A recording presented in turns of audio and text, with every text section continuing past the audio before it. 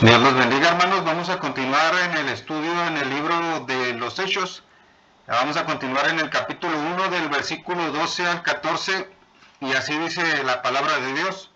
Entonces volvieron a Jerusalén desde el monte que se llama del Olivar, el cual está cerca de Jerusalén, camino de un día de reposo, y entrados, subieron al aposento alto donde moraban Pedro y Jacobo, Juan, Andrés, Felipe, Tomás, Bartolomé, Mateo, Jacobo hijo de Alfeo, Simón el celote y Judas hermano de Jacob. Todos estos perseveraban unánimes en oración y ruego con las mujeres y con María, la madre de Jesús, y con sus hermanos.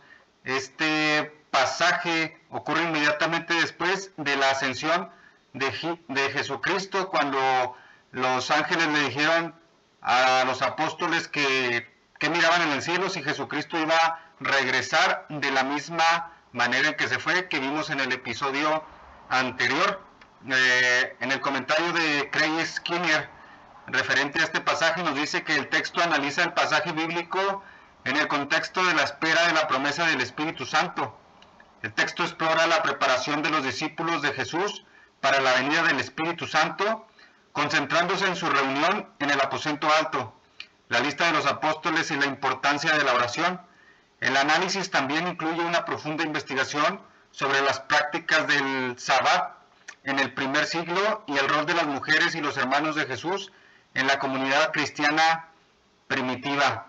El versículo 2, hermanos, donde inicia nuestro pasaje, dice que entonces volvieron a Jerusalén desde el monte que se llama del Olivar, el cual está cerca de Jerusalén, camino de un día. Este monte del Olivar es el monte de los olivos. Aquí nos lo dice en Lucas 24 del 50 al 53, en la ascensión que nos narra Lucas, y dice: y los sacó fuera hasta Betania, y alzando sus manos los bendijo, y aconteció que bendiciéndolos se separó de ellos, fue llevado arriba al cielo. Ellos, después de haberle adorado, volvieron a Jerusalén con gran gozo, y estaban siempre en el templo alabando y bendiciendo a Dios. Amén. El monte de los olivos está en Betania, hermanos, está cerca de Betania. En Lucas 19, 28 al 30, el monte de los olivos es en la misma entrada triunfal, lo narra y dice: dicho esto, iba adelante subiendo a Jerusalén, y aconteció que llegando cerca de Betfagé y de Betania, al monte que se llama de los olivos, envió dos de sus discípulos diciendo: id a la aldea de enfrente, y al entrar en ella hallaréis un pollino atado, en el cual ningún hombre ha montado jamás, desatadlo y traedlo. En la entrada triunfal entra desde el monte de los olivos. En Lucas 22, 39 al 44 nos dice: y saliendo se fue como solía al monte de los olivos, y sus discípulos también le siguieron. Cuando llegó a aquel lugar les dijo: orad, que no entres en tentación. Y él se apartó de ellos a distancia como de un tiro de piedra, y puesto de rodillas oró, diciendo: Padre, si quieres pasa de mí esta copa, pero no se haga mi voluntad sino la tuya. Y se le apareció un ángel del cielo para fortalecerle, y estando en agonía oraba más intensamente, y era su sudor como grandes gotas de sangre que caían hasta la tierra. Aquí Jesucristo nos narra cómo salía al monte de los olivos a orar, el mismo monte donde fue llevado al cielo, cuando los ángeles le dijeron a los apóstoles que no vieran, sino que cómo vendría Jesucristo de la misma manera que se fue en el monte de los olivos. En Zacarías 14 del 1 al 4, en la profecía de Zacarías nos dice que Jesucristo va a regresar justamente en el monte de los olivos, en la llegada del día del Señor. Nos dice: he aquí el día de Jehová viene, y en medio de ti serán repartidos tus despojos, porque yo reuniré a todas las naciones para combatir contra Jerusalén, y la ciudad será tomada y serán saqueadas las casas y violadas las mujeres, y la mitad de la ciudad irá en cautiverio, mas el resto del pueblo no será cortado de la ciudad. Después saldrá Jehová y peleará con aquellas naciones como peleó en el día de la batalla, y se afirmarán sus pies en aquel día sobre el monte de los olivos, que está enfrente de Jerusalén, al oriente, y el monte de los Olivos se partirá por el medio hacia el oriente y hacia el occidente, haciendo un valle muy grande, y la mitad del monte se apartará hacia el norte y la otra mitad hacia el sur. Jesucristo va a regresar desde el monte de los Olivos, que está, hermanos, enfrente de Jerusalén, así como nos lo narra el libro de los Hechos y el libro de Lucas, en el monte de los Olivos, de la misma manera que fue llevado al cielo, de la misma manera va a venir, pero aquí va a venir en el día del Señor con poder y gran gloria, reclamando su reino, hermanos.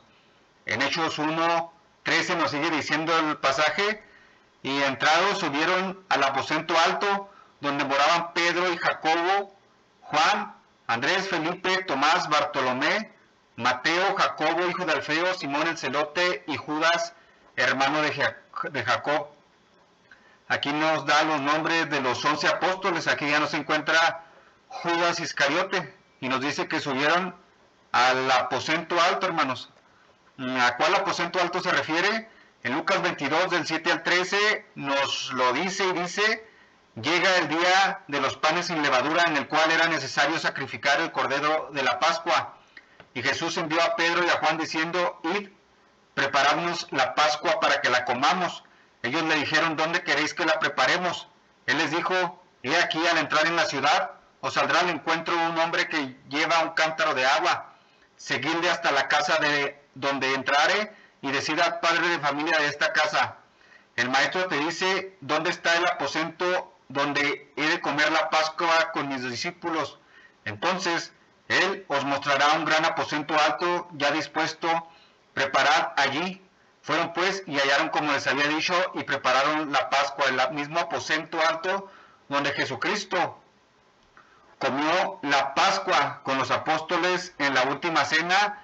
En Lucas 22, 14 al 21, en la institución de la cena del Señor nos sigue diciendo: cuando era la hora, se sentó a la mesa y con él los apóstoles, y les dijo: cuánto he deseado comer con vosotros esta Pascua antes que padezca, porque os digo que no la comeré más hasta que se cumpla en el reino de Dios. Y habiendo tomado la copa, dio gracias y dijo: tomad esto y repartidlo entre vosotros, porque os digo que no beberé más del fruto de la vid hasta que el reino de Dios venga. Y tomó el pan y dio gracias y lo partió, y les dio diciendo: esto es mi cuerpo, que por vosotros es dado. Haced esto en memoria de mí. De igual manera, después que hubo cenado, tomó la copa diciendo: esta copa es el nuevo pacto en mi sangre, que por vosotros se derrama. Mas he aquí, la mano del que me entrega está conmigo en la mesa. Aquí en la última cena, en donde se instituye la cena del Señor, están en el mismo aposento alto donde regresaron los apóstoles en el libro de los Hechos, hermanos. En Lucas 24, 36 al 42, ahí mismo se aparece Jesús resucitado, y nos dice: mientras ellos aún hablaban de estas cosas, Jesús se puso en medio de ellos y les dijo: paz a vosotros. Entonces, espantados y atemorizados, pensaban que veían espíritu. Pero él les dijo: ¿por qué estáis turbados si vienen a vuestro corazón estos pensamientos? Mirad mis manos y mis pies, que yo mismo soy, palpad y ved. Porque un espíritu no tiene carne ni huesos, como veis que yo tengo. Y diciendo esto, les mostró las manos y los pies. Y como todavía ellos de gozo no lo creían y estaban maravillados, les dijo: ¿tenéis aquí algo de comer? Entonces le dieron parte de un pez asado y un panal de miel. Aquí en el aposento alto se aparece resucitado en Lucas, hermanos. En Lucas 6, del 12 al 16, nos dice que estos eran los nombres de los apóstoles. En Hechos nos narra los apóstoles ya sin Judas, pero son los mismos nombres que da Lucas 6, 12 al 16, cuando Jesucristo los escoge. Nos llaman los apóstoles, pero aquí todavía se encuentra Judas Iscariote. En aquellos días él fue al monte a orar y pasó la noche orando a Dios, y cuando era de día llamó a sus discípulos y escogió a 12 de ellos, a los cuales también llamó apóstoles: a Simón, a quien también llamó Pedro, a Andrés su hermano, Jacobo y Juan, Felipe y Bartolomé, Mateo, Tomás, Jacobo hijo de Alfeo, Simón llamado Celote, Judas hermano de Jacob, y Judas Iscariote, que llegó a ser el traidor. Aquí vemos, son los mismos nombres que nos narra en el libro de los Hechos, y aquí vemos al último, que es Judas Iscariote, que ya no está, hermanos, porque ya se había ahorcado. En Hechos 1:14 nos sigue diciendo el pasaje que todos los apóstoles estos perseveraban unánimes en oración y ruego con las mujeres, con María, la madre de Jesús, y con sus hermanos. Aquí están, perseverando unánimes en oración. Este era el símbolo de los cristianos, que siempre estaban unánimes, hermanos, y en oración y ruego. Pero aquí está con las mujeres y con María, la madre de Jesús, y aún con sus hermanos. En el comentario de MacArthur referente a María, nos dice que muchas leyendas, mitos y dogmas incorrectos han surgido durante los siglos en relación con María, la madre de Jesús. Al contrario de la devoción excesiva en algunos sistemas religiosos, la Biblia nunca la exalta. Es más, esta es la última referencia a ella en las Escrituras. María no vuelve a aparecer en Hechos ni en ninguna de las epístolas. En Marcos 3, 31 al 32, ella junto con los hermanos de Jesús intentaron adquirir algunos privilegios especiales basados en la relación terrenal que tuvieron con él. Así es, hermanos, aquí en Hechos 1:14 es la última vez que aparece el nombre de María, la madre de Jesús. Ya después del libro de los Hechos, a partir del versículo del capítulo 1:14, no aparece el nombre de María ni en las epístolas de Pablo, ni de Pedro, ni de Juan, ni en Apocalipsis. María aquí es la última vez que aparece su nombre, hermanos. Como dice en el 3, 31 al 35, donde la madre y los hermanos de Jesús vinieron a buscarle, y dice: vienen después sus hermanos y su madre, y quedándose afuera, enviaron a llamarle. Y la gente que estaba sentada alrededor de él le dijo: tu madre y tus hermanos están afuera y te buscan. Él le respondió diciendo: ¿quién es mi madre y mis hermanos?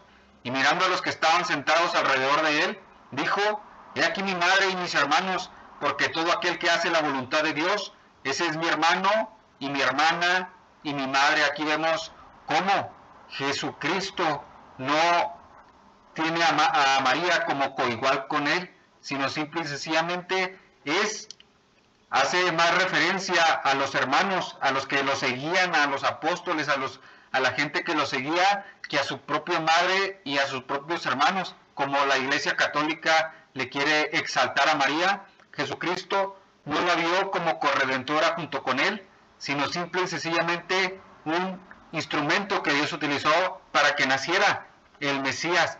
En Lucas 11, 27 al 28 nos dice: mientras él decía estas cosas, una mujer de entre la multitud levantó la voz y dijo: bienaventurado el vientre que te trajo y los senos que mamaste. Y él dijo: antes bienaventurados los que oyen la palabra de Dios y la guardan. Aquí vemos cómo Jesucristo pone primero, antes que nada, la palabra de Dios, y los que lo guardan y los que lo obedecen la palabra de Dios, antes que la propia madre de Jesucristo, que fue María. Jesucristo aquí pone en su lugar cada cosa y da primer lugar a la palabra de Dios y no a María, quien fue un instrumento solamente por Dios. María misma se reconoció una pecadora, porque era una pecadora y lo reconoció. En Lucas 1, 46 al 50 nos dice: entonces María dijo: engrandece mi alma al Señor, y mi espíritu se regocija en Dios mi Salvador, porque ha mirado la bajeza de su sierva.